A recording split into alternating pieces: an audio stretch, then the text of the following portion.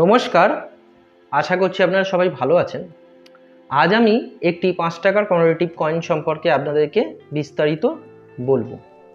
ভিডিওটি শুরু করার আগে আপনারা যদি আমার চ্যানেলে নতুন হয়ে থাকেন তাহলে অবশ্যই আমার চ্যানেলটি সাবস্ক্রাইব করুন, যাতে পরবর্তীকালে এরকম টাইপের ভিডিও আপনারা আরও দেখতে পান। আমি ইউটিউবে পুরনো নোট আর পুরনো কয়েন সম্পর্কিত ভিডিও আপলোড করে থাকি। আজ যে কয়েনটা সম্পর্কে আপনাদেরকে বলবো সেই কয়েনটার নাম হচ্ছে 150 birthday anniversary of Madan Mohan Malviya. এইরকম যে কমেমোরেটিভ কয়েনগুলো হয় নিকেল ব্রাসের, তার মধ্যে কিছু কয়েন কিন্তু গুরুত্বপূর্ণ কয়েন যার দাম হয়, বাদবাকি কয়েনের কিন্তু সেরকম মূল্য হয় না।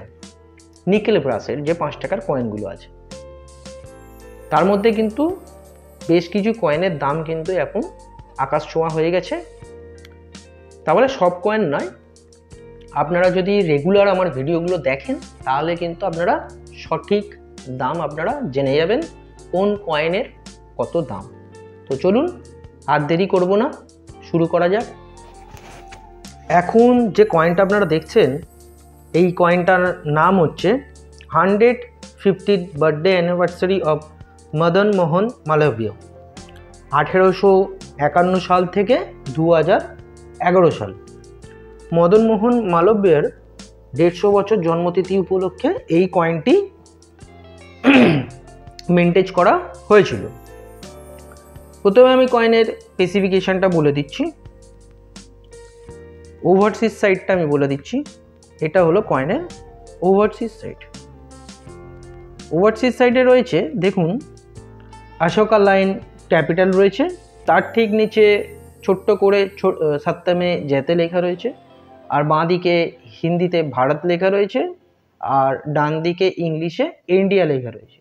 আর নিচে কয়েনের ভ্যালুটা হচ্ছে যেটা হচ্ছে 5 বা 5 টাকা। এবার আমি রিভার্স সাইডে চলে যাচ্ছি। এইটা হলো রিভার্স সাইড। রিভার্স সাইডে রয়েছে দেখুন মদন মোহন মালব্যজির যে পোর্ট্রেটটা সেটা মধ্যিখানে সুন্দর করে করা হয়েছে, আর ইংলিশে ডান দিকে মদন মোহন মালব্য লেখা রয়েছে, আর ডান দিকে মাফ করবেন বাঁ দিকে হিন্দিতে লেখা রয়েছে।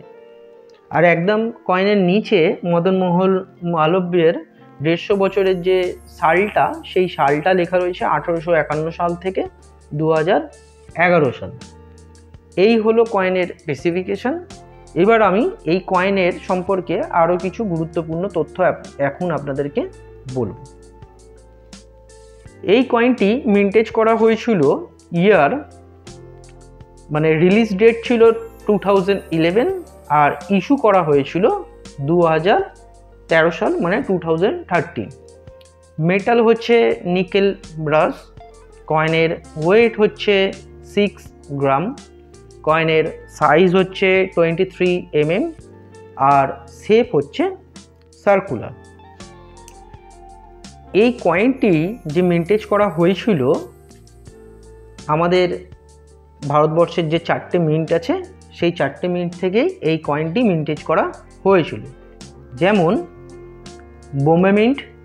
বোম্বে মিন্টের কয়েনটা কিন্তু কমন ক্যাটাগরির কয়েন। ক্যালকাটা মিন্ট। ক্যালকাটা মিন্টের কয়েনটা স্কেয়ার ক্যাটাগরির কয়েন। হায়দ্রাবাদ মিন্ট। হায়দ্রাবাদ মিন্টের কয়েন স্কেয়ার ক্যাটাগরির কয়েন। আর নয়ডা মিন্ট।